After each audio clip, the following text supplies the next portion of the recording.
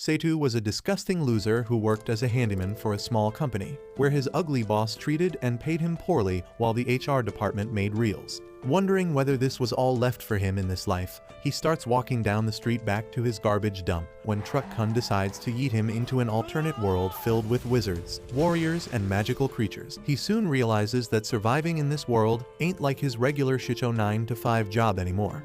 But little does anyone know that in a world where everyone is slaying monsters, being a guy who can actually fix stuff will make him the MVP. Setu soon runs into a quirky group of adventurers who want his help with their dungeon-crawling adventures. The team includes Railza, a strong yet shy warrior, Laufenpan, a tiny fairy healer who can be a selfish when it comes to using her magic, and Morlock, an old fart wizard who's super powerful but often forgets his spells right in the middle of using them. This oddball crew starts to bond, and Setu's handyman skills really come in handy. He helps unlock chests, fix gear, and even organize their stuff for traveling. Everyone realizes how valuable Setu is, and he starts to feel appreciated in this new world, which is a nice change from his old life. One day, a baldy con man comes to sell a junk blade to the little girl who owns the town shop, and she gladly takes the useless sword for 18 gold coins. Later, when Setu looks at it, he quickly concludes that it's a dummy sword, but he can repair it with his handyman skills. The next day, they are in a dimly lit cave, fighting a group of ugly monsters, but the wizard keeps jumbling up his spells like a stupid blockhead. Soon Railza comes to the rescue of Setu and the old geezer and kills the monsters with her massive sword. After this incident, Setu realizes that he is a burden to his teammates because his bird brain is only trained to be a handyman, but he can't survive in this screwed up world without magic. So, to avoid being a burden, he learns all the spells of the wizard in a few days and starts helping him in their missions. Later, as they're struggling to open the chest with Setu's help, the cave suddenly starts to crumble and Setu finds himself tumbling down and lands hard on his butt in a dark, eerie underground cave. Groaning in pain, he quickly realizes that his leg is broken and bleeding, which means he can't escape on his own. Soon, he starts feeling haunted by his miserable past, convinced that his teammates will see him as a burden and abandon him here. But soon, Setu spots Railza, along with the wizard and the fairy Laufenpan, rushing towards him in a panic. They reassure him that they'll never leave him behind because he's truly irreplaceable. Hearing this, Setu is filled with an unfamiliar warmth, and a wave of happiness washes over him. The next day, they are fighting against a multi-headed slimy sea monster named Unagi. Railza is already puking because she can't stand a snotty creature with slime all over its body. So, the wizard casts a magic spell on the Unagi, while Setu slashes it with his sword and kills it. Then Setu puts his badass cooking skills to work and turns the Unagi into a mouth-watering roasted dish, and the moment he serves it up, both the wizard and the fairy are blown away by the incredible flavor. Soon, they start gaslighting Railza into tasting it too, and once she takes a bite, she feels like she has landed in pure bliss and soon gobbles it all. After a hearty meal, they enter a no-magic cave to continue with the mission. Soon, they spot a chest, but sensing that the crappy chest might have some traps, he leaves it behind. After a while, they come across another chest and Setu uses his tools to break it away from metal traps. But as soon as he does that, a stinky green liquid falls on Railza's armor and melts the metal away, revealing her curvy body. As they sit around the campfire, the old wizard suddenly feels a cramp in his back. He asks Laufenpan to use her magic to help him. However, the greedy fairy demands a gold coin in return. The wizard has no money left after losing it all in gambling, so Setu offers to pay for him.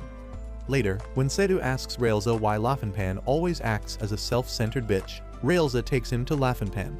He notices that Laufenpan is offering the gold coin to the moon, and when he inquires about this strange ritual, Railza tells him that Laufenpan is a moonlight fairy. And despite having a beautiful name, her people have been cursed by the goddess of the moon, so if she doesn't offer gold coins, their bodies become smaller. She tells Setu that the moonlight fairies used to live on the moon, but the jealous Moon goddess cursed them and threw them on the earth. Hearing this, Setu offers to cover Laufenpan's debt with his savings, but Railza tells him that the fairy is not a free hoarder and will not accept his offer. The next day, Setu opens a chest, but it turns out to be a teleportation trap that pulls him and Railza to the lowest floor of the Great Labyrinth. But the wizard and the fairy were not affected by it because their bodies are immune to magic. Suddenly, a huge iron golem appears before them and Railza urgently asks Setu to stay behind her and escape if things go out of hand. She charges at it with her majestic sword, but the golem quickly knocks her away. An injured Railza asks Setu to run, but he jumps on the golem and pours molten metal liquid on it. In a last-ditch effort, the golem slams Setu to the ground, leaving him badly hurt as Railza desperately tries to wake him up. As time slips away, Railza prays for the wizard and Lafapan to come and save Setu with their magic. But suddenly she remembers that the wizard once gave her a life-saving potion called Drop of Life. She quickly pours it in her mouth and kisses Setu to drop the liquid in his mouth, to heal his wounds. After some time, Setu wakes up to see the wizard, the fairy and Railza anxiously waiting for him to come back to life. Lafanpan jumps in joy and tells him how Railza saved him, leaving Railza a blushing mess. The next morning, Lafanpan takes Setu on a tour of the strange world he has landed in. They first stop at the marriage consultancy, and Setu is a bit too surprised to see that this magical world too has a marriage consultancy office to help people with arranged marriages. Lafanpan asks him to save his surprise, because the kingdom has a lot of mind-blowing things that will drop his jaw on the floor. Lafanpan tells him that their kingdom is pretty peaceful, and the amount of weapons and magic that anyone can use has increased to a great extent. All these advancements have led to special progress for women, allowing them to go on adventures. Moreover, the treasure in the labyrinth has been exhausted, which means that the men have less income, and that makes marriages even more difficult. Soon, she asks Setu to look inside the marriage consultancy office again, and Setu is shocked to see that their old geezer wizard is inside, trying to find a bride for himself. But suddenly Railza comes and drags him away, and the marriage consultant lady breathes a sigh of relief. The fairy explains to Setu that the advancement of remedy magic has led to an aging population, and the issue of caregivers has become a serious pain in the end. Their next mission takes them back into the cave, where they meet a temptation fairy known for her charming looks. As Setu approaches her, the fairy casts a spell that makes him fall madly in love with her. The once shy Setu begins to change, moving toward the fairy in a daze, his personality shifting from quiet to flirtatious. Ailsa watches in disbelief as her crush gets seduced by a half-naked fairy. Anger builds inside her, and with determination, she charges at the fairy with her sword drawn. A strange, intense rage takes over her body as she swings at the fairy, who, frightened for her life, desperately dodges Railza's attacks. Railza's fierce pursuit soon forces the temptation fairy to flee, but the spell on Setu is still active. Now enchanted, Setu feels an overwhelming attraction to Railza and starts moving toward her while she nervously steps back, unsure of what to do. Setu, still under the fairy's spell, inches closer to her face, nearly ready to kiss her, but Lafanpan steps in, breaking the spell and freeing Setu from the fairy's influence. But the tension doesn't end there.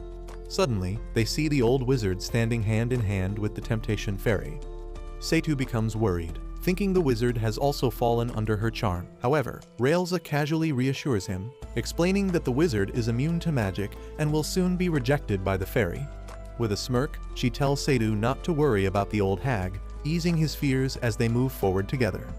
Later they come across a trap where one can get struck by lightning if they are wearing metal armor. Setu asks if they can move past this trap, but since Railza is wearing metal armor, she is in real danger. The wizard asks Railza to remove the armor for now, so he can use his magic to help move her armor over the lightning trap. But Railza is a bit hesitant in removing her armor because she is wearing revealing clothes underneath it, and removing the armor will only make her uncomfortable. Sensing Railza's discomfort, the gentleman Setu quickly removes his shirt and offers it to Railza to wear it for some time. But as soon as they step on the trap, the wizard himself gets struck with the lightning because the dumb old hag forgets his magic spells like always. Later, when Setu is sitting in a rented room, he comes across a strange book that is locked with a rusty lock. He tries to use his handyman skills to unlock the book, but the book is a bit strange. When he opens it, the book has a case with a rotten mushroom, and suddenly the wizard comes behind him. He explains that the mushroom is called a cockaman-root mushroom, and it's delicacy among delicacies, which cannot be wasted. He takes the mushroom in his hands and starts sniffing it like an old geezer on drugs. He tells him that he hid it a long time back so that no one can snatch it from him, and then he proceeds to tell Setu how to eat it.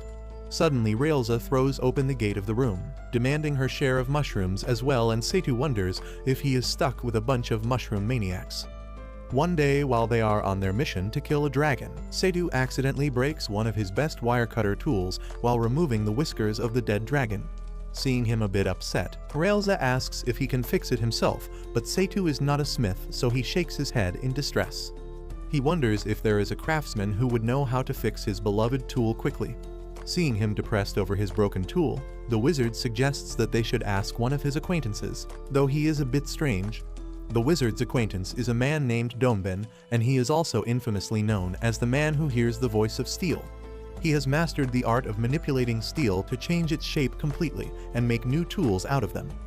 He is a dwarf who can create everything from armor for little people to shields for giants, so he is a professional at his work. But the dwarf retired because his customers didn't pay him well and always complained about him overcharging. The wizard tells them that the dwarf is hiding at the deepest end of the cave that is behind a door that will not open without Donbane's 108 keys, and that's where he hides himself away. He adds that entering the workshop is more difficult than sneaking into the king's bedchamber. However, Seitu takes the challenge of opening the 108 locks, and after a little effort he succeeds. They all enter the dwarf's workshop and greet the grumpy old man. The dwarf is utterly surprised to see that a handyman from another world managed to unlock the 108 locks with his unparalleled skills. Soon, the dwarf fixes Seitu's tool with his exceptional skills and asks Seitu to pay him with a dragon scale, and he gladly pays him with one. He closely observes his repaired tool and looks in awe at how the dwarf managed to make the edges of the blade in mithril silver, crafting and joining it with perfection. Suddenly, he opens his mouth to ask the dwarf to make something else for him, but when the dwarf asks him what it is, he switches the topic and asks him for food. The dwarf readily prepares dinner for them, and while they are drinking and shoving the food down their throats, Seitu asks Railza if women, children, and even the powerless can easily obtain weapons to kill, then what will happen. Hearing this, a half-drunk Railza replies that something like that will be bad for business. Then Seitu thinks about having a gun that might be helpful in battles, but he is hesitant to introduce those dangerous weapons in this world. He pushes aside his thoughts and abruptly stands up, asking Railza to teach him how to use a sword. But Railza falls asleep after drinking a lot of beer. After some days, Seitu catches a brutal flu, and he is suffering from extreme temperatures. The fairy declares that she doesn't have any magic that will cure a cold, and the wizard agrees with her. Railza tells Seitu to take some rest while they will focus on jobs where they can defeat monsters. Hearing this, Seitu apologizes to her and says that he is useless in battle anyway. But little does he know that he has helped the wizard with his magic spells, helped Laugh-n-Pan during a battle, and even saved Railza from the Iron Giant monster. The various forms of support that the handyman Seitu provides on the battlefield are helpful for his teammates, and without him, his party can no longer function in a proper way. It has been half a year that Seitu has been zapped in this mysterious world. He tells the town's shop girl about his past life, saying that he was employed by a construction company in his world. Unfortunately, his pay was very less, and he was not respected at all, and when he tried to talk to his boss about that, he fired him like it was nothing. Dejected, he thought that his employer would try to stop him while he was returning home, and somewhere in his heart, he thought that it would be fine if he died. While he was lost in his thoughts and walking back home, a huge truck came before him, smashing against his body, and he disappeared like no one ever needed him. But the next moment Seitu dropped from the sky, next to a half-naked, asleep girl who was mumbling about an old geezer and a fairy. When she opened her eyes, she screamed in fright after seeing a stranger lying next to her on bed.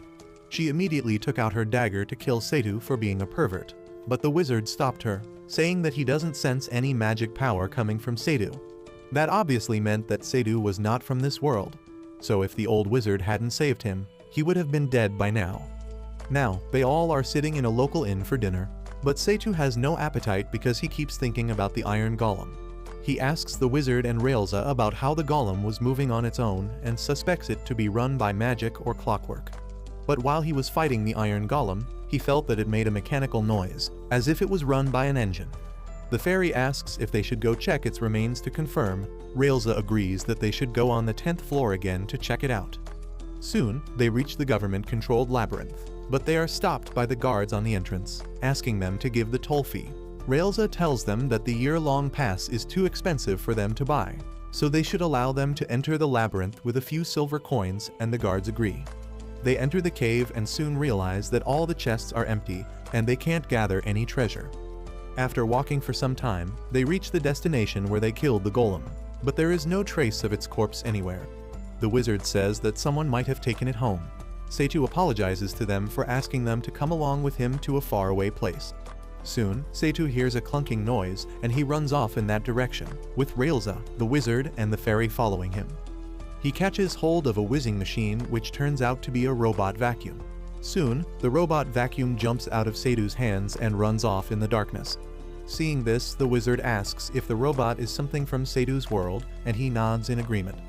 Soon, Seitu places his hand on a wall, and the wizard replies that it's a camouflage barrier. With Seitu's help, he chants a magic spell and a bright light emerges from the wall.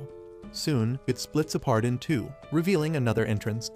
With the opening of a new entrance, adventurers from all over the kingdom began to gather again, seeing that Seitu didn't get any recognition from the kingdom for finding a new entrance.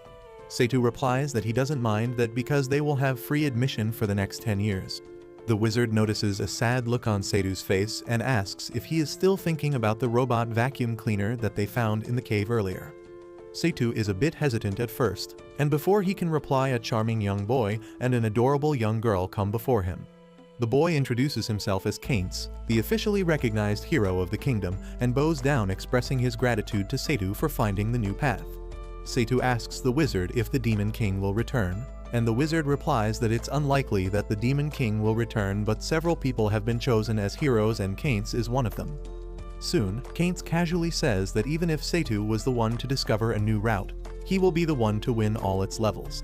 They all look at him in disbelief, bewildered by how rude he is, but suddenly a fatty priest comes running to them.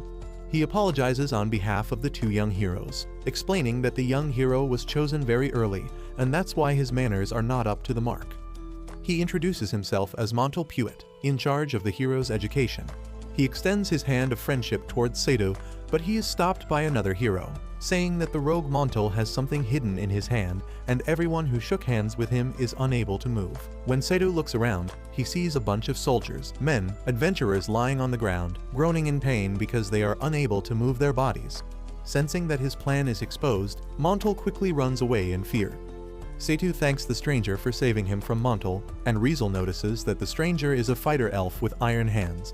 Soon, the elf asks his fellow mates to hurry and reach the labyrinth, otherwise the rarest treasures will be harvested.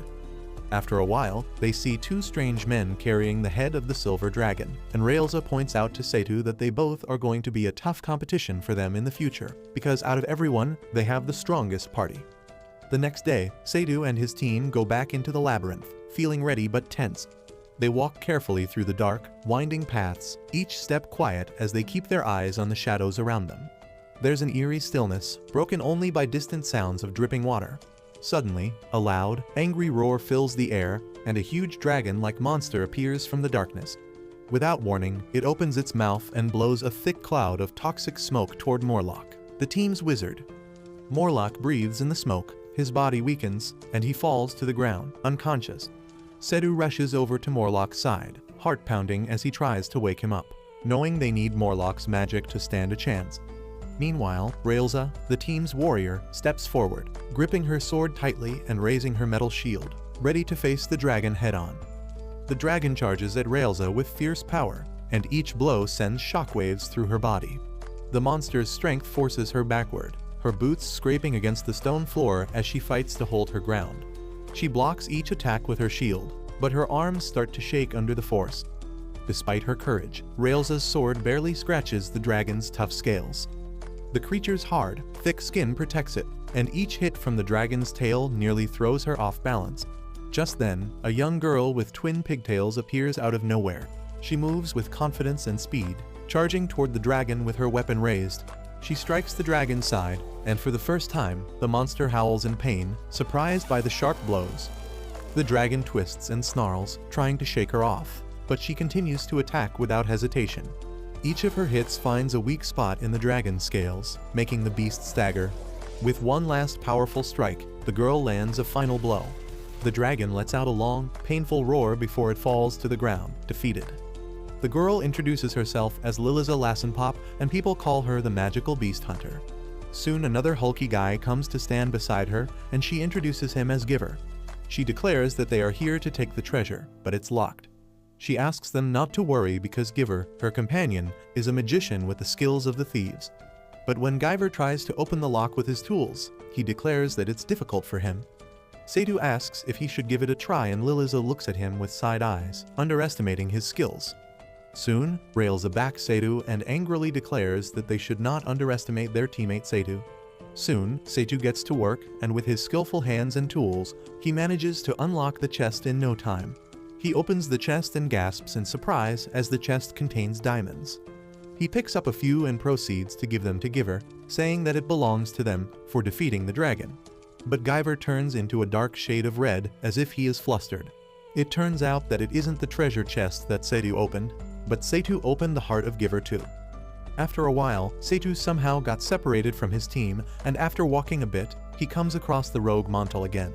He tells Montal that he won't roam around anymore because his friends roughly know where he is, so he will just sit here for some time and rest.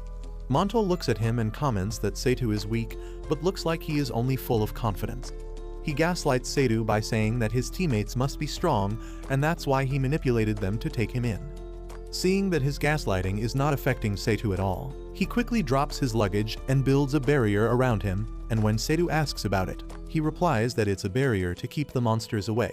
He looks at Seitu and replies that unfortunately he doesn't have enough magical energy to build one for Seitu. Seitu takes out a bunch of bottles that contain the holy water. These bottles were given to him by Fairy Laugh-n-Pan, and he spills the contents of the bottle to make a protective barrier around him as well and sits down comfortably. He soon offers Montal some sandwiches, but Montal refuses to take any because he is guilty for treating Seitu like a pest before. Montal realizes that he has an unkind attitude that drives people away from him. Soon, Seitu's team members come running towards him, asking if he is doing okay. Looking at their strong bond, Montal feels a bit sad because his teammates didn't come to find him. But suddenly he sees Kainz running towards him, and he hugs him, yelling that he was worried about him. He asks him why he wandered off on his own. Hearing this, Montal gets tears in his eyes, while Seitu and his teammates are utterly moved by their friendship. They realize that Kainz is a pretty good hero, and they all misunderstood him. Next, they are confronted by a strange demon, shaped like a spider, and Railza is fighting with it. Just when she is about to take that monster down with a brutal attack, the fighter elf lands on top of the spider and kills it. After killing the monster, he declares that he will be taking the treasure the monster was guarding. Railza yells in protest, saying that it belongs to her and her teammates.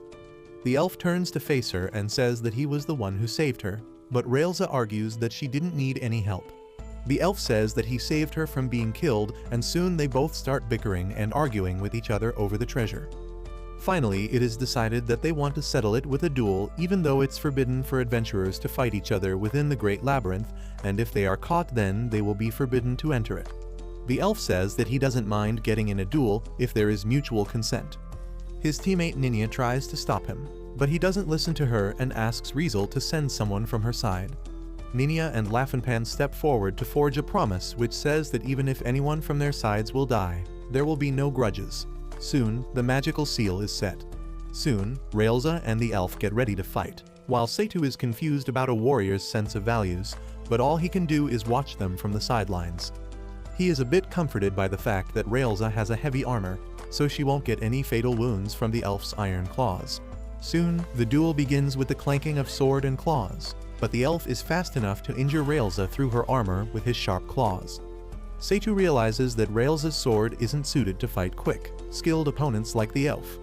Suddenly Railza removes her armor and activates herself into a light armor, which will allow her to reduce her reaction time. Ninia asks the elf to stop, saying that she doesn't want him to kill anyone. It's better to not get into a fight, and the elf agrees because he has already realized that he might have lost if he would have continued the duel. Soon, Seitu appears before them and says that his team's portion of treasure might be too much, so he wishes to give some to the elf and Ninia. Now Seitu and the others have reached the lower floors, and suddenly Seitu sees the robot vacuum cleaner again. This time he sprints towards the sound of the robot, yelling to his teammates that he will be fine by himself. He keeps running after the robot, asking it to wait, but the robot keeps getting deeper and deeper into the cave. Soon, Seitu reaches a strange place which is stacked with things from his world.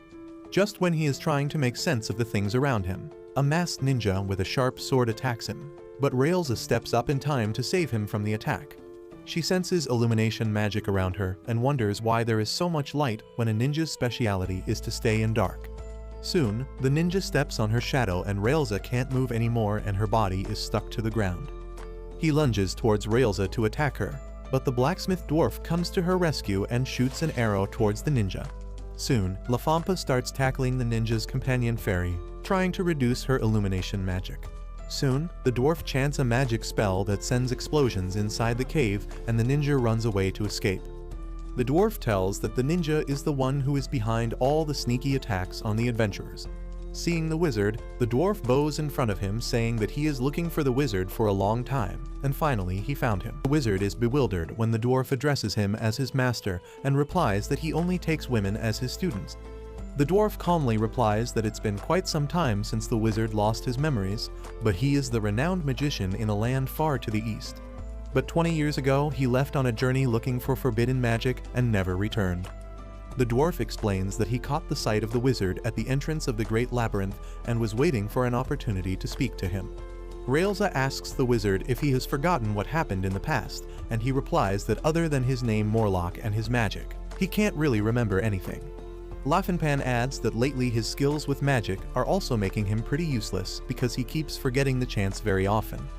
The dwarf butts in saying that they shouldn't speak harshly to a mage who is a great magician who is also quite popular with the ladies. Suddenly, he speaks in a serious tone that the wizard's real name is the Great Mage Bergheim, but suddenly a dagger comes from nowhere and stabs him in the neck. The sudden attack prompted Railza and others to take their positions wondering if it's the ninja from before. Railza thinks to herself that even if the ninja is formidable, but with Seitu supporting the wizard's spells, they can overpower him. Suddenly, they all gasp in horror when they see the ninja, but now he is accompanied by the great demons. The ninja's past story is a tragic melodrama. He fell in love with a beautiful witch, and when they kissed, the witch fell in love with him too. However, when he went to the witch's village to take her with him, but to his horror, the witch was taking her last breaths. She has turned old and white, and the ninja's fairy companion told him that once the witch fell in love with him, the curse on her age broke down, and now she is back to her real age. The ninja desperately wanted to save the love of his life, so the fairy told him about the great mage of the East, who can help save the witch's life. And it turned out that the wizard of the East is the old geezer who is Seitu's teammate, and that's how the ninja ended up following them to the cave. As the battle intensifies, Railza, Lafinpan, and their companions find themselves up against powerful foes. Railza faces off with the ninja, who uses his skills in shadow magic to try to hold her down. He attempts to trap her by stepping on her shadow, which would stop her from moving. But Lafinpan, ready to help, quickly casts a bright moonlight spell. The magic light lands on the shadow, breaking the ninja's spell and allowing Railza to stay free. Lafinpan reminds Railza to stay alert, warning her of the danger if the ninja steps on her shadow again. She has also just healed the dwarf magician, who now returns to the fight to defend them against the approaching demons. The dwarf is determined to protect his friends and faces off against the demons and shields his allies from their attacks. While blocking the demons, he signals to the wizard to get ready with his strongest spells. The dwarf knows they need to hold off the demons just long enough for the wizard to strike back with powerful magic. The battle becomes even more intense as a second demon joins in. This demon boldly declares that he and his fellow demon need no magic to win because their sheer strength is enough to defeat Seitu and his party. With a surge of power, the second demon unleashes a huge wave of dark energy aimed at Seitu and his friends. The wave is so intense that Seitu feels overwhelmed, realizing that fiery magic is not enough to stand against these demons. Blaming himself for bringing everyone to such a dangerous place, Seitu feels a heavy responsibility, so he asks the wizard to use a high-level spell called the Seven Thunder Gods, hoping it will be powerful enough to change the battle. Seitu already knows the chant, so he begins reciting it while the wizard repeats after him, focusing all his energy on the spell. Suddenly, a massive lightning bolt crashes down on the demons, sparking with intense power. For a moment, it seems like they might have finally won. But one of the demons withstands the attack and, in a brutal move, grabs Seitu in his huge hand, crushing him and causing blood to spill. Railza watches in shock and sorrow as she believes Seitu has been killed. The sight is devastating, and it feels like the ground is slipping out from under her feet. But then, in a surprising twist, they all look up and see Seitu standing safely with Liliza and Guyver by his side. The wizard explains that Guyver used a special spell, a substitution spell, to save Seitu in the nick of time. With Seitu safe, Everyone breathes a sigh of relief, grateful for Guyver's quick thinking. After calming down, Guyver explains that he and Liliza heard the noise from the battle and decided to come help. With a playful tone, he mentions that they couldn't let Seydu take all the treasure for himself. Liliza adds with a smile that Guyver has actually been following Seydu for some time, using a tracking spell because he likes him. The group laughs, relieved to be safe for now and comforted by the thought that they are stronger together, ready to face whatever comes next. But suddenly the demon comes running towards them in anger. However, the forest elf warrior comes to their rescue and kicks the demon on its face. The demon lifts itself in the air and spits another wave of dark energy on everyone. But it is surprised to notice that someone has cast a barrier on them to save them. When they all look the other way, they see Montal with his teammates casting a barrier to save them from the demon.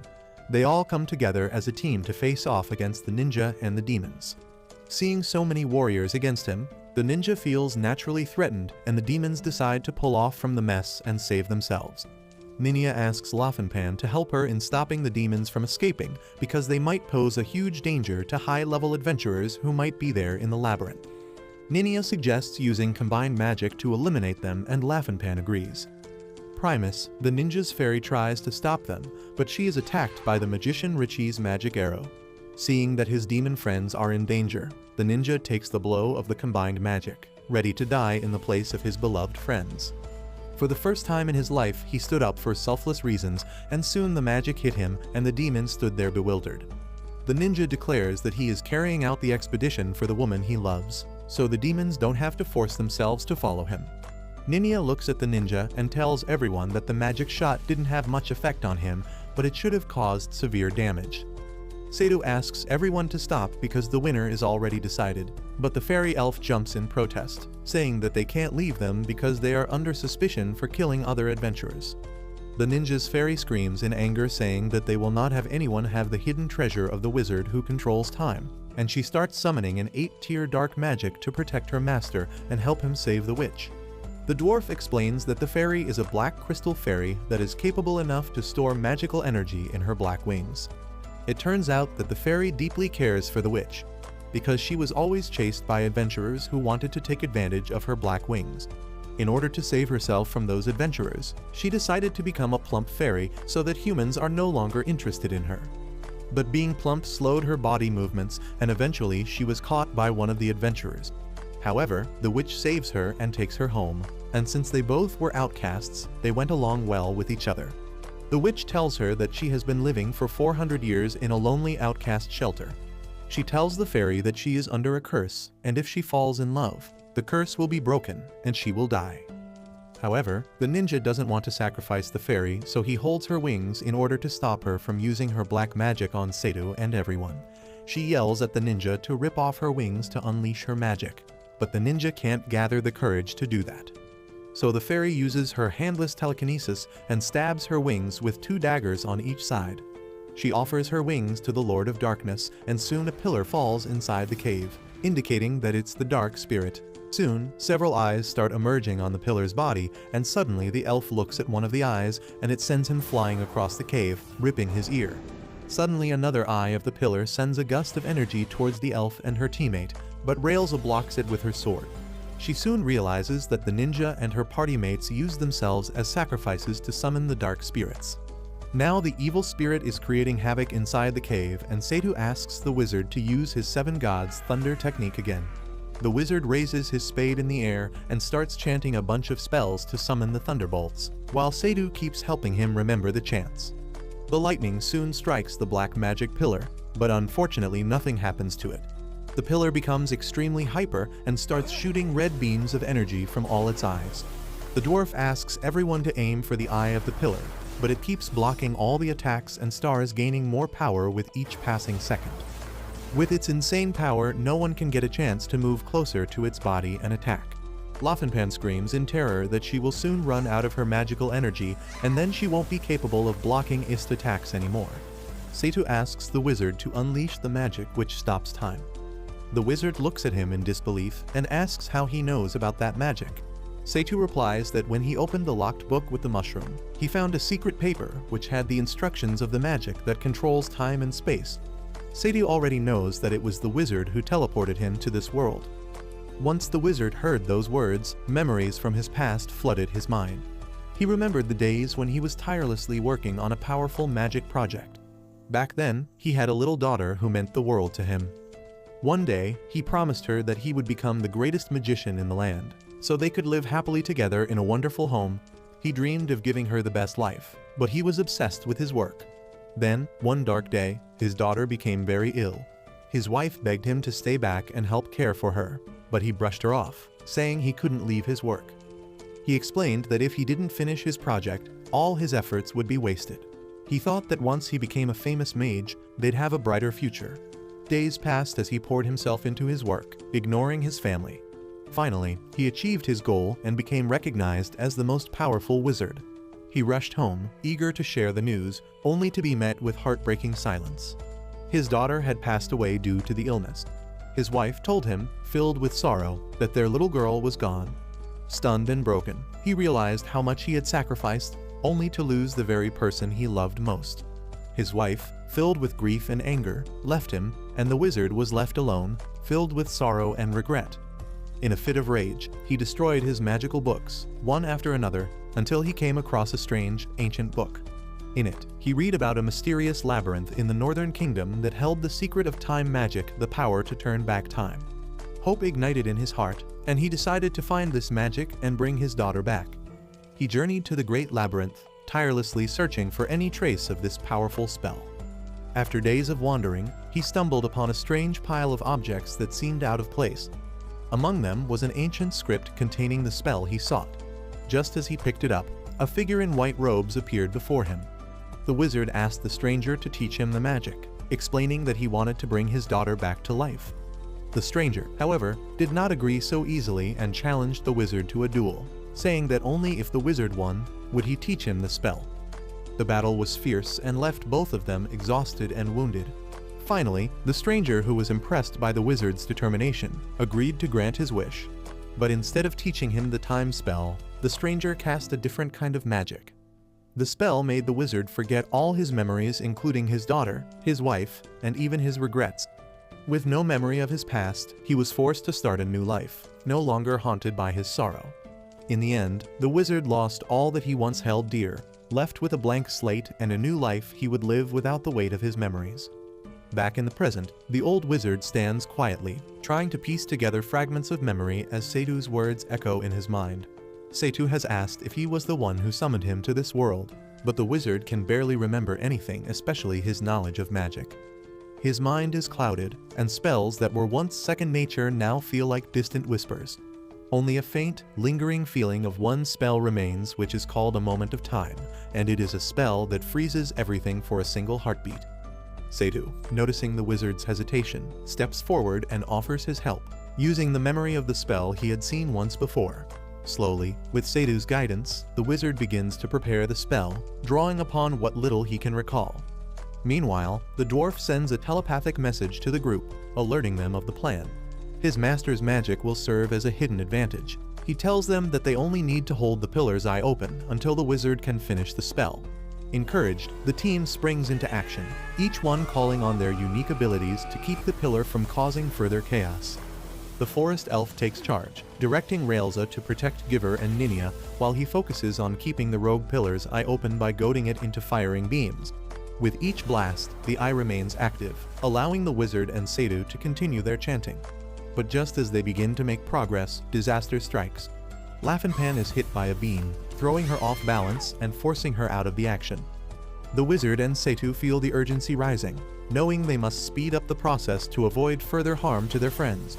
Montel and his students jump in to cover them, creating a shield of defense to protect the wizard as he continues the chant.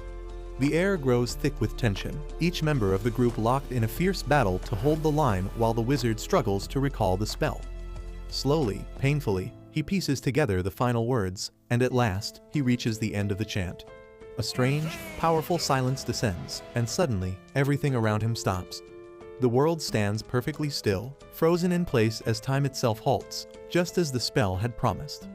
The wizard looks around, amazed and bewildered at the stillness surrounding him. Friends and enemies alike are frozen mid-action, caught in a suspended moment. But as he takes in the scene, a new wave of confusion sweeps over him. The spell has worked, yet he stands alone in the quiet, unable to remember what he is supposed to do next. He has only 100 seconds with him, but he keeps zoning out, wondering what is supposed to be done next. He tries to wake Sato up, but no one can listen to his voice. He suddenly looks at his palm and sees a scribbled set of instructions which say that he should attack the eyes with the magic, and he suddenly realizes that it was Sato who did this to help him when the time is frozen. A surge of positive energy takes over the wizard, who yells that he will take revenge on the pillar for harming his teammates who are like his sons and daughters. In sheer anger, he starts chanting another magic spell to activate a magic that raises all the magical powers to extreme limits. He gathers all his energy, combining them all to form a fiery blast spell that is enough to destroy the pillar, and then he jumps towards it, but suddenly he is struck by painful memories. He gets flashbacks of the memories of the witch and the ninja, where he is crying beside an almost dead witch, and the fairy tells him about a mage that can save the life of the witch. He realizes that his enemy is doing all this for love and loyalty, and if he brings down the evil spirit like this, then there is no way to save the ninja and his allies. But for the sake of his friends and allies, he attacks the pillar with the dreadful magic, and soon the time starts running again. They all see that the pillar starts crumbling before them, and the wizard's limb falls on the ground, detached from his arm. Everyone gasps at the scene unfolding in front of them, but the wizard calmly replies that they should fix the fairy's wings, which might have fallen somewhere while she unleashed her black magic. Railsa tries to protest, saying that the ninja and his teammates tried to kill them, so they have no obligation to help them. The wizard replies that just before he released his magic, he saw their memories and he couldn't kill them anymore. That is why he used half his magic to attack to avoid killing them, and at the same time he activated magic cancellation. It succeeded wonderfully, but since half his magic was forced to flow backwards, he lost his arm in the process. Hearing this, Railsa has tears in her eyes as she runs forward to hug him. Soon, they start finding the fairy's wings, and after a bit of searching beneath the rocks, Laufenpan finds a pair of black wings. Guyver offers to help her seal the wings to the fairy's body with the help of his magic.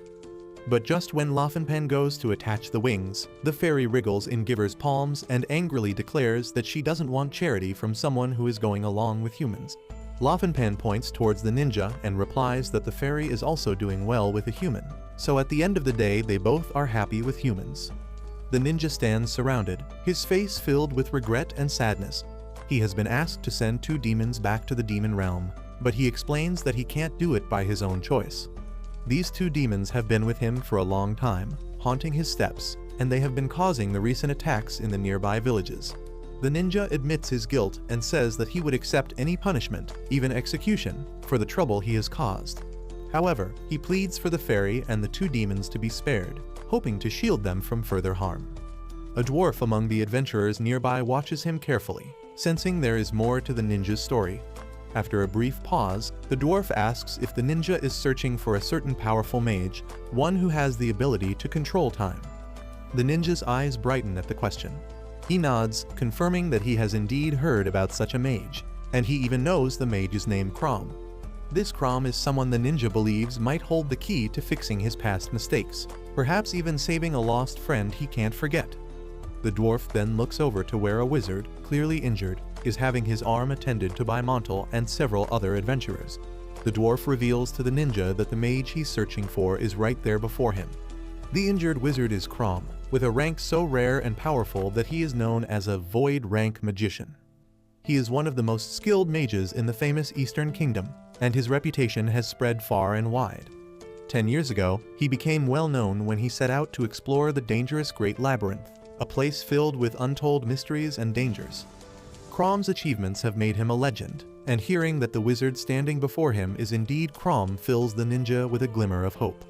The ninja's heart races as he looks at the wizard, his mind racing with thoughts of possibility. If Crom can control time, he might be able to help the ninja save a powerful witch who has been lost for years and reunite him with his long-lost lover. His despair begins to lift, replaced by the faintest spark of hope. But suddenly, 3 swords thrust into the ground right in front of the ninja, breaking his thoughts. He glances up, surprised, as 2 shadowy figures step out from the darkness, their faces concealed but their presence intimidating. They move silently, their dark cloaks flowing, and their expressions unreadable as they approach the ninja and the group of adventurers. The 2 men declare that they will punish the ninja for the killings and order the swords to attack him. But before the swords can touch the ninja, his comrade demon takes the attack on himself. The other demon angrily marches in front of the two men and warns them that if they lay their filthy hands on his boss, then he will finish them both. But suddenly, one of the men transforms into a demon, revealing that he is the uncle of the demon who works for the ninja. As soon they both started bonding over fond memories of the past. Seeing this, the Black Wings fairy confirms that the Holy Knight is definitely a demon, and a pretty high-ranked one. Seidu asks Laufenpan about how many people have been killed by the demon's sneak attacks, and she replies that there are 2 who haven't been confirmed revived, and a Holy Knight and a magician from another kingdom. It turns out that the magician and knight are the 2 fellows in front of them. One of them is the minister of the king. Also, if these 2 fellows forgive the ninja, then he won't be hanged. Soon, the ninja asks the wizard if he can help him in turning time, and the wizard replies that he can only stop time for a moment. The person who can actually conduct the time reversal magic is the wizard who has summoned the items from another dimension to this world. But he grew tired of the world and went somewhere else. The wizard has no idea where the stranger is. He can be in the demon realm, the spirit realm, or perhaps in the human world, where Seidu came from, and finding him will be impossible. The minister comes forward and says that there might be another way to save the witch. The king whom he serves is capable of conducting that magic, but it requires the life of a person who is connected with the witch. Both the demons turn towards the ninja, urging him to not give up his life, and there might be some other way to revive the witch. But the ninja asks the minister to use his life. He declares that if he is to be hanged anyway, he will use his life to protect the woman he loves. The minister replies that the ninja should be treated according to the laws of the kingdom. But if everyone pretends to look past his crimes and forgive him, then something else can be worked out. Soon everyone decides to forgive the ninja, and Seidu says that if the ninja wishes to be of use to someone, then he should be allowed to do that. Later the demons are sent back to their homes, and the minister has contacted the king who can break the curse of the witch, and he gets ready to use the teleportation magic to take the ninja to him. After the ninja is teleported, Lafonpa asks Seidu if he has found the robot vacuum that he had been looking for, and he says that he hasn't found it yet. He adds that he is not focused on that specifically. The wizard says that the magician who might have lived here in the past must have called these things when he opened the doors to other worlds. Soon, other magicians start coming to the labyrinth, indicating that the new area has become popular. On the other hand, the king accompanies that ninja to the witch's home in order to break the spell on the dying witch.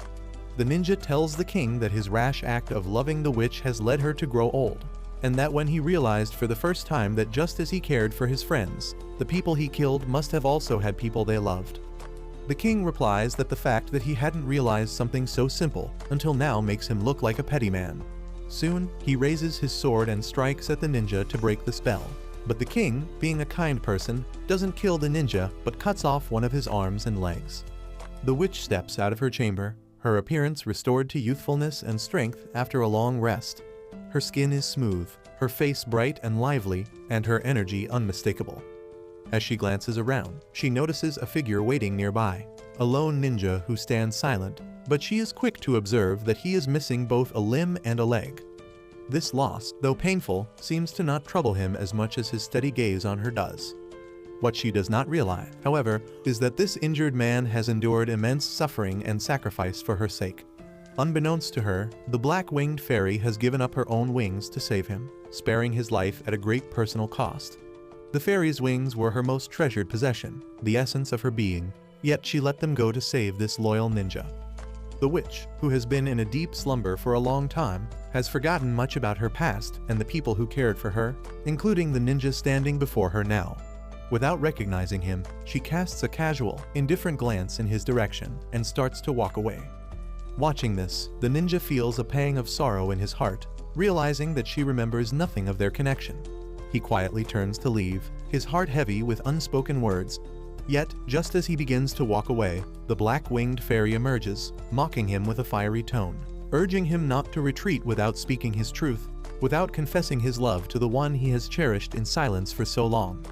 But the ninja, filled with humility and gratitude, replies that it doesn't matter if his love is unacknowledged. He is content knowing she is safe and alive. The fairy, outraged at his refusal to speak his feelings, lets out a furious scream, reminding him of her sacrifices. She points out that she has given her wings, becoming weaker and thinner in the process, all to see his love fulfilled. Refusing to let him leave in cowardice, she challenges him to stay, face the witch with courage, and try to win her heart once more. Just then, as the ninja turns back, he notices the witch being approached by two suspicious figures. Initially, he assumes she is still powerful enough to handle such trivial threats and does not intervene. But the black-winged fairy, perceptive and wise, informs him that she can sense no magic within the witch and her power appears to have vanished during her long rest. This revelation jolts the ninja into action, and without further hesitation, he rushes toward the witch, determined to shield her from harm. He swiftly drives away the two men who have dared to approach her. To his surprise, it turns out that these two figures are not ordinary thugs, but rather his own sworn brothers, demons who have arrived with the black-winged fairy to play a role in his love story. They, too, have come to help him overcome his fear and win back the witch's heart, hoping that through their intervention, the ninja and the witch will finally realize their love and come together. The adventurers bid each other farewell at the labyrinth's exit, each going their separate ways but promising to meet again when fate allows. Together, they head back to town, feeling both exhausted and accomplished. They decide to unwind at a nearby inn, a cozy place with the warm aroma of hearty food filling the air, making it the perfect spot to relax after their challenging journey. Gathered around a large table, they share their recent tales, laugh, and feel grateful for the bond they've formed in their shared adventure. As they enjoy their meal, someone finally raises the question that's been on everyone's mind, and they want to know how the mysterious wizard among them managed to bring Seitu into their own. The wizard admits that he can hardly recall the details. He remembers practicing his magic one day, just as he often does, and then, out of nowhere, Seitu appeared in Rails' room, as if by pure chance or fate. It's a mystery even to him, and he expresses a sense of guilt, explaining that he hadn't intended to transport Seitu to their world without his permission. However, Seitu, appreciating the wizard's honesty, doesn't hold any resentment and in fact, he feels thankful for this twist of fate, as it saved him from a terrible accident in his own world. The group sits in thoughtful silence until Lafinpan voices an idea that has been lingering in everyone's mind. She suggests that if the wizard's magic was strong enough to bring Seitu into their world, perhaps that same magic could send him back to where he came from. The possibility sparks a wave of mixed emotions around the table, each member contemplating what this could mean. For Railza, who has grown close to Seitu through their battles and shared experiences, the idea of him leaving strikes a deep chord.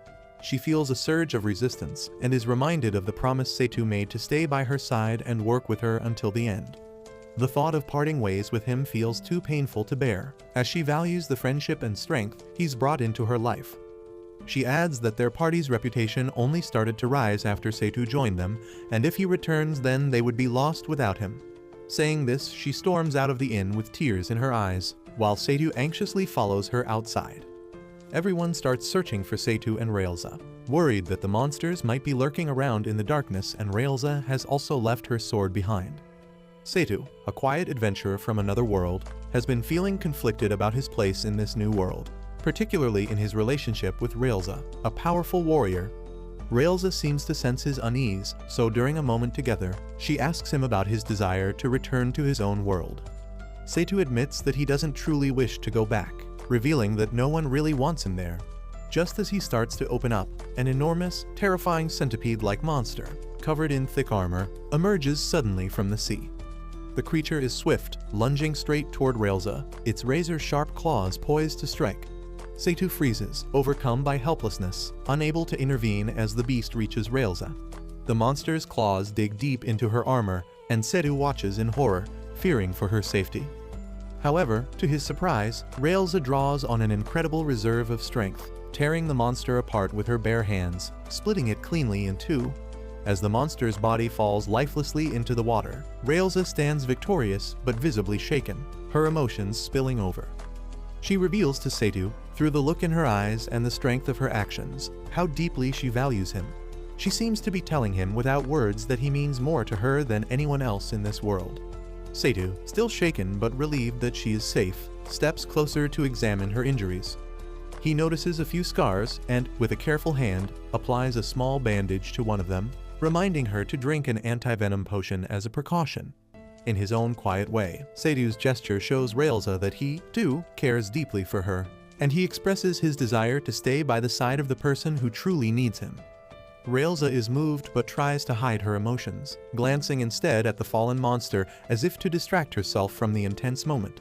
She even attempts to shift the conversation by commenting on Setu's growing knowledge of monsters, trying to bring lightness back into their interaction. Before they can dwell any further on their feelings, the wizard and Laughingpan arrive on the scene. Raelza, with lingering concern for Setu's future, asks the old wizard if he would be able to use his magic to send Setu back to his original world. The wizard considers the idea, but explains that even if he had the proper spell book, returning Setu to his world would place him in the exact same moment and situation he left. That is right in front of the large, speeding truck that had initially transported him to this world, leaving him to almost certain death. Though the thought brings a momentary sadness to Setu, he quickly brushes it off with a glimmer of hope, saying he wasn't planning to return anyway. He realizes that he has finally found a place where he is needed and, most importantly, accepted. With his resolve reaffirmed, he decides to remain an adventurer alongside Raelza and their companions, embracing the dangers and wonders of this new life. They all continue on their journey, their bond now stronger than ever as they face new challenges together, trusting that they have each other's backs in both battle and in life. Months after the intense battle with dark spirits, Raelza, Laughingpan, and Setu receive shocking news from a messenger that the wizard has passed away. The group is taken aback, especially Raelza, who is immediately filled with a sense of urgency. She thinks of every possible solution to revive him, asking the messenger if he has any revival potion or if they could rush the body to a nearby temple for revival. But the messenger dismisses her concerns, explaining that reviving a body through formal procedures or even preserving it at a morgue requires significant funds, which neither he nor anyone else is willing to spend. In an apathetic tone, he mentions that the wizard's body has been placed in a simple shed to prevent decay. But even that did not keep it entirely safe. A wild dog managed to bite part of the wizard's body, leaving them no choice but to bury him quickly to avoid further disrespect. Later, the group visits the wizard's grave to pay their respects, and it's clear that each of them feels a heavy sense of regret and sadness. Laughingpan, knowledgeable in magic and its limitations, expresses that revival magic is likely ineffective when a body is damaged, and certainly impossible if it has already been buried. Despite her reasoning, Setu cannot shake off his disbelief and guilt over the wizard's death, finding it hard to accept that their attempts to save him with an antidote ultimately came too late. To him, it seems improbable that the wizard succumbed to mere venom when they had survived far more dangerous challenges together. Raelza shares his disbelief, struggling to come to terms with the idea that someone as powerful as the wizard could meet his end outside of battle. Driven by a flicker of hope, Setu suggests they consider the possibility of digging up the body to at least try a revival spell. But Raelza knows this would demand an enormous donation to the church and an expense they cannot afford, especially since reviving a high-level mage is no small feat. She also knows that as time passes, the chances of revival success decrease dramatically. Setu, however, argues that in this world, unlike the one he came from, death does not have to be the absolute end, and every passing moment without action reduces their chances of reviving the wizard. He presses the idea that they should take any chance they have, no matter how slim, to honor their friend and try to bring him back. Inspired by his determination, Laughingpan agrees with him and decides that they need to act swiftly. She readies herself to gather the necessary tools for the revival, planning to visit the magic shop and obtain what they need, while instructing Raelza and Setu to find suitable digging tools. On her way to the shop, Lafa thinks about how important Setu has been for their journey. She knows that without him, they would probably have given up a long time ago. Determined to find the tools they need, she goes from shop to shop, searching. But every place she visits is packed with people, so busy that getting what she needs seems impossible. After a while, feeling frustrated and defeated, she returns to the grave. However, when she arrives, she is shocked. The grave they had carefully dug is now empty, the dirt scattered around, and the wizard's body is nowhere to be seen. Just then, Setu and Raelza arrive, and they, too, are startled to see the disturbed grave. But before they can make sense of it, something strange catches their eye. A figure stands at a distance and looks like a man draped in a dark, torn cape and wearing a tall, pointed hat like a wizard. However, something about him feels wrong. This figure stands alone, shooting waves of fire into the sky in chaotic bursts. They stare, unable to understand what they're seeing, and as they watch, it becomes clearer that this is no ordinary person. The figure looks like a skeleton, his hollow eyes glowing with a fierce, unnatural light. For a moment, Railza and Sadhu wonder if this might be their wizard, somehow brought back to life in this twisted form. But as they look closer, they realize that he doesn't seem to recognize them at all. He just keeps casting fire wildly, with no focus or control. Realizing they are in real danger, Railza and Sadhu hide behind a large rock, pressing themselves against it to protect themselves from the fiery attacks. Railza's mind races as she understands the seriousness of their situation. She knows that if they just stay hidden, the skeleton might soon target them directly, and they would have no way to escape. In her heart, she feels they have no choice but to face this threat, even though it is dangerous. Gathering her courage, she decides she must act. She dashes across the open sand toward the skeleton, with Sadhu right behind her, both hoping to end this terrifying ordeal. As Railza approaches, she raises her sword and strikes at the skeleton's head with all her strength. Her blade connects, but to her horror, it does almost nothing. The skeleton's head shakes from the impact, but it remains unbroken, barely affected. Railza quickly realizes that her weapon is useless against this foe. Only a magical weapon can break through this skeleton's defenses, and she begins to panic and keeps dodging its relentless attacks while trying to figure out another way to fight it. Seeing Railza struggle, Sadhu comes up with an idea. He runs toward her, carrying a bottle of holy water. If Railza can pour it over her sword, it might transform her weapon into something magical and powerful enough to defeat the skeleton. But just as Sadhu tries to hand her the bottle, the skeleton turns to them and unleashes a fierce blast of fire. The blast shatters the bottle instantly, spilling the holy water into the sand. Both Railza and Sadhu feel a surge of fear as they realize their last hope has slipped away, and the skeleton is now preparing another, more powerful attack aimed straight at Railza. Suddenly, just as all hope seems lost, a strong force strikes the skeleton from an unexpected direction. The hit is so powerful that it knocks the skeleton's head off completely, sending it rolling across the sand. Railza and Sadhu turn in shock, looking to see who or what has intervened. They spot a shadowy figure emerging from the distance. This figure resembles their wizard in a strange way, though it seems different. The shadow mumbles, repeating something in a voice that sounds oddly familiar. Railza's heart skips a beat as she recognizes the voice, and it's unmistakably the voice of their wizard. A mix of relief and confusion washes over them. Sadhu feels a wave of relief, glad to see some form of their friend alive. But as they move closer, they see that the wizard's appearance is far from normal. His body is skeletal, his face gaunt, with empty eyes that gaze at them in a daze. When Railza tries to understand what happened, the wizard seems confused himself, only recalling that he was lying down and then lost consciousness. But then, something strange begins to happen. The wizard's skeletal form slowly changes, flesh and bone gradually returning, bit by bit. His hollow face begins to take on familiar features, his skin and beard reappearing in patches, until he finally stands before them, looking like the wizard they knew. While Railza is relieved to see him alive, she can't help feeling a bit disgusted by the sight of his features coming back in this unsettling way. Despite the strangeness, they both feel reassured with the wizard back by their side, ready to face whatever dangers lie ahead.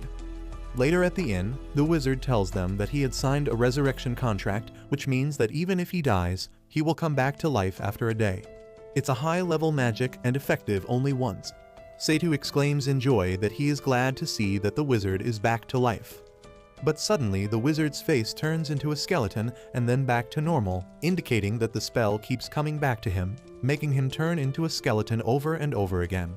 Lafa declares that the geezer's body part is missing, and that is why the revival magic is not working on him, and there is nothing they can do about it. Hearing their conversation, the dwarf who loves the wizard enters the inn and declares that he will help the wizard and shows them the great encyclopedia of magic that has all the spells, called the Magicpedia. According to the book, when the revival magic fails because a part of the body is missing, then they have to bring back the missing part. Even if the flesh is eaten and consumed, the magical energy will remain in the one who consumed it. So if they find the dog that ate the wizard's body part and bring its magical energy, then the wizard will be able to revive completely. The next morning, they are off to find the dog with the help of the dwarf, but they can't seem to detect the magic. Suddenly, the forest elf comes towards them, and he is scared shitless to see the skeleton form of the wizard. But later, when he comes to know that the innkeeper had told Sadhu that the dog had a red mark on its forehead, he seems to recall something. He explains that there was a job vacancy posted in the city, which was to find the huge dog with a cross-shaped scar on its head because it's attacking people. But the elf didn't take the job because the pay was low and he had other work. But the dog was on the outskirts of the town in the west. Hearing this, Setu declares that they should immediately go to that place. They reach the desert where dead bodies are buried. The wizard and Setu stop at a place to rest while Raelza and others are walking ahead. The wizard tells Setu that Raelza was an orphan when he found her. She had lost his father to a wolf attack, and her mother died fighting the wolf's mate. Since then, she had lived with a wolf pup and became friends with it until the wizard found him. For the wizard, Raelza is like her very own daughter, so he asks Setu to take her along wherever he goes. Setu is a bit flustered and replies that they need to consider Raelza's feeling too. The old geezer says that Raelza already like him very much. The wizard adds that if there is anyone he will trust his daughter with, it will only be Setu, but if he is not ready, he will not force him. Setu replies that he is not sure if a guy like him is suitable for her, but he will try his best, and finally he asks the wizard if he can have Raelza. Hearing this, the wizard hugs Setu and starts sobbing. Suddenly, the wild dog with insane magician energy jumps on the wizard and bites his hand off his body, and when Setu tries to save him, he is attacked too. When Raelza and Lafa run off to find them, they find them both lying on the ground, whimpering in pain while the wild dog is right there in front of them. Raelza asks Lafa to help Setu with her revival magic as she is still breathing, while she will deal with the wild dog, who is munching on their body parts. Raelza yells in anger that she will cut the wild dog in pieces and retrieve the geezer's body parts from its body. Saying this, she runs towards the dog, while it runs towards her and they both brutally clash with each other. The dog releases the fire breath from deep within its body, which blows off Raelza's armor. But Raelza charges at it nevertheless and strikes at its vital nerve, injuring the dog. Just when she tries to kill it, an adorable white wolf pup comes between and starts barking at Raelza. She quickly realizes that it's the dog's pup. Hearing the voice of its pup, the wolf stands up with difficulty and walks towards Raelza, asking her to kill him, but spare his son's life. Raelza angrily looks at the wolf, but Setu grabs her attention by telling her that the wizard is not breathing. Raelza declares that she will spare the pup, but she will cut off the limbs of the wolf and retrieve the magical energy from it to save the wizard. But just as she raises her sword to do that, two tentacles pierce the body of the wolf and Lafa yells that it's the great demon. The demon starts disappearing with the wolf's body, but Setu quickly takes an anchor out of his tool belt and wraps it around the wolf's body, determined to not let it go until the wizard is resurrected. Lafa quickly infuses Raelza's sword with her magic. Raelza asks the Demon King to leave the dog, but it doesn't because he wishes to take the revenge of his dead brother. He adds that the dog should have shriveled up and died by now, but it ended up eating a tremendous amount of magical energy, so his master has ordered him to take it back. The demon starts chanting the curse of the seven lightning and Raelza runs towards it to save the wolf before the chants are complete. But the curse is unleashed, so Lafa releases a gold barrier to save Raelza. Raelza takes the opportunity and stabs the demon with her sword. However, the demon's master comes to the surface and attacks them with a fire energy, and Lafa collapses while saving Raelza. The Demon King emerged out of his body, and Raelza realizes that it's one of the strongest enemies she has ever comes across. She asks Setu to take Lafa and run away, because he will hold her back. She asks him to leave the wizard and the dog, and she will bring them back with her. Setu runs with Lafa and tries to take the pup too, but the pup is not willing to leave without the father wolf. Setu wonders what he should do to save his friends while Raelza is dealing with the brutal Demon King. The Demon King wraps its tentacles around Raelza, saying that she will make a beautiful stuffed specimen. It goes on to pierce Raelza's neck with his tentacles, but Setu runs towards it with its wire cutter and cuts its tentacle. Raelza cuts the Demon King in two halves, but as soon as it reaches its core, the ice curse is released. But Setu butts in and takes the curse on himself and gets frozen. Raelza keeps fighting with the demon to save Setu from being killed. Closeby, Setu had placed the wizard's body close to the wolf, and now the old geezer can feel a magical energy close to its body. His soul reaches another realm, where the dead dog is asking the wizard to take care of the pup in exchange of his magic energy, and the wizard readily agrees. On the other hand, Raelza is badly injured with blood spewing out of her body. But suddenly the demon's head is cut off and Setu's ice is broken, and he lands in Raelza's arms. They both realize that it's the power of the 6 magic wind-killing swords, and when they look in that direction, they see that the wizard is back again, with all his strength and magical power. The wizard attacks the demon with his magic 8-point fire swords, which pierce through its body and kills the demon king. The wizard walks towards Seitu, Lafa and Raelza, who are shedding tears of joy on seeing him again. The wizard has grown a pair of ears and tail in exchange for the dog's magical powers. He tells everyone that the dog gave its power to him, but he has to take care of his pup. But he wishes to return the dog's share of power to revive him for his pup. But suddenly a huge gust of wind comes right in front of them and knocks the wizard, and everyone stares in bewilderment as the demon king rises again. But the wizard is not hurt at all. He gathers all his energy and soon turns into a handsome young man, declaring that he has gained his youth back. He suddenly summons a massive golem with his teleportation magic and fuses it to make a huge rock monster. In the fierce heat of battle, the demon king broke through the massive rock golem with unstoppable force, his eyes locked on the lone wizard who dared to defy him. But the wizard, brimming with courage, responded with a powerful punch, landing a blow squarely across the demon king's face. Seizing the moment, he commanded the golem's shattered rocks to gather and attempted to crush the demon beneath them. Using his magic, he intensified his grip, forcing every stone to bind itself to the demon king's body, locking him in place like metal shards clinging to a powerful magnet. Still, the wizard knew this would only buy him a few moments to protect his allies. With haste, he drew a large barrier around them, hoping to shield them from the demon king's relentless wrath. Now, in a last desperate bid to end this struggle, the wizard began to summon his ultimate weapon, the legendary 8-pointed flame sword, a fiery formation known as the Flame Sword of War. The atmosphere thickened with power as he brings the flames into existence, 8 blazing points forming above him. But just as the moment of triumph neared, his mind went blank. He'd forgotten the ancient chance that would unleash the weapon's full strength. This falter left him vulnerable, and the Demon King, sensing weakness, surged forward with deadly intent. As the demon closed in, ready to strike down the wizard, Seitu charged into the scene, wielding Raelza's sword with unwavering determination. With one swift stroke, Seitu sliced through the demon's arm, halting his advance. This unexpected strike gave the wizard the opportunity he needed. Seitu urged him to channel his fire magic to burn the Demon King, and together, they unleashed the scorching flames that finally engulfed the monstrous foe. As the last of the fire faded, a wave of relief swept over them, signaling that the Demon King had been defeated. Raelza, overwhelmed with gratitude and emotions for Seitu's bravery, ran towards him, her heart racing as she prepared to embrace him. But before she could reach him, a startling sight halted her in her tracks when the severed head of the Demon King, which had somehow retained a trace of life, lunged toward them.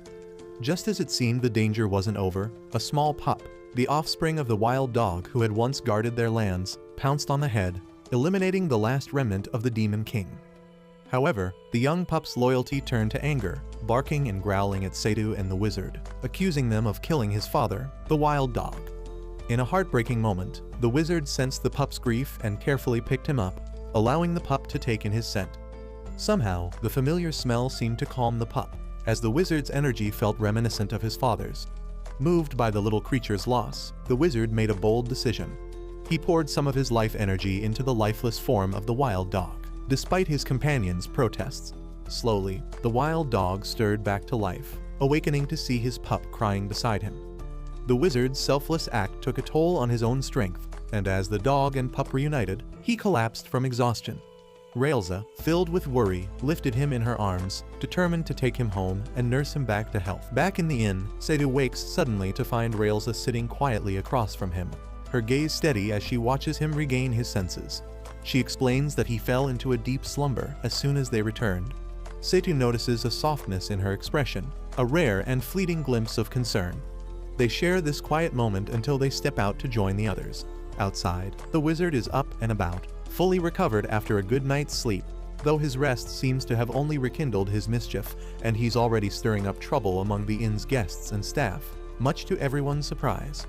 Later, Raelza and Seitu make their way to the top of the labyrinth, climbing to a vantage point where they can gaze over the winding paths below. The atmosphere is peaceful, and Raelza seems pensive, her gaze distant as she shares something deeply personal. She tells Seitu that while he was resting, she had found herself talking to a stray dog they'd encountered on the way. For someone as guarded as Raelza, this seems out of character. But then she explains that the dog reminded her of a wolf pup she had once known. In her early years, Raelza had spent 3 winters with that wolf pup, surviving through difficult times together. She muses that this experience might have made her rougher, less refined than others, shaping her in ways that only those who'd shared hardships might understand. In her heart, she feels she belongs only with people who accept her for exactly who she is, and Seitu realizes how deeply he values her presence. He blurts out that he needs her in his life more than anyone else in this world, the words leaving his mouth before he can stop them. Just as the gravity of his admission settles between them, the dwarf rushes toward them, his voice breaking the silence. Breathless and agitated, he announces that the wizard has lost the inn's keys and has somehow managed to get himself into trouble. He needs Seitu's help with the locks, urgently tugging him away and leaving Raelza alone on the rooftop. Later, once the chaos has calmed, Seitu finds himself with the wizard in a quiet room. He brings a small bottle of honey, offering it to the wizard, who, in a rare moment of openness, seems pleased by the unexpected gesture. The simple treat creates a rare pause in the wizard's antics, softening his mood for just a moment. Not long after, Seitu seeks out Raelza again, this time with a carefully crafted gift, which is a sharp, sturdy weapon he's made especially for her. As she examines it, she notices a small hairpin cleverly attached to the weapon's handle. She understands instantly that this is Seitu's way of giving her something personal, beyond the practical gift of a weapon. With a faint smile, she removes the hairpin and places it in her hair, a quiet acknowledgement of his gesture. Their next journey brings them face to face with a magical beast, a manticore whose appearance amusingly resembles the wizard. With swift determination, Raelza strikes it down in a single, powerful blow, her spirit seemingly renewed. There's an energy in her movements that hints at a newfound strength, a confidence born from the unspoken bond between her and Seitu. Later, Seitu prepares a bath for Lafa, and she is thrilled to have a small bath for her to relax and have some fun. Later, they both end up sleeping because of exhaustion, and the next day when they wake up, Lafa is not a small fairy anymore, she has gained the size of a human. After some time, they both go on a walk together where Lafa is jumping in joy because she is back to her usual size, indicating that her curse has been broken.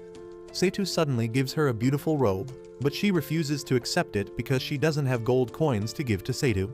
But Seitu quickly replies that this is an apology and a gift of gratitude for Lafa's acts of selflessness. Lafa wears the robe and starts running around in joy, but she suddenly bumps into a thug. The thug walks towards her in an intimidated manner and starts messing with her, but Seitu steps in to protect her. The thug looks at Seitu and asks if he is the one who found the new door of the labyrinth and mocks him for being a complete weakling while his teammates are very strong. He yells at him to stop acting like a big man just because he is a bit famous and then proceeds to punch Seitu. But Seitu quickly holds his arm and twists it behind his back, making him fall face first on the ground, begging for him to stop. Later, Lafa gets back to her usual small size and Raelza returns from the acupuncture shop with the wizard. The trio looked at the container in which Lafa had a bath and turned it into a human size. Soon the dwarf comes to their rescue again and tells that the wizard has a lot of strange things that make fairies go back to their usual size for some time. Soon, Seitu starts a handyman business in this new world where slowly and gradually, all their former teammates start flocking in the inn to get his help in doing some odd jobs, and finally Seitu realizes that he is a great handyman who is loved by all. But that's where this video ends. Remember to like and subscribe to the channel. Thanks for watching, and I'll see you next time.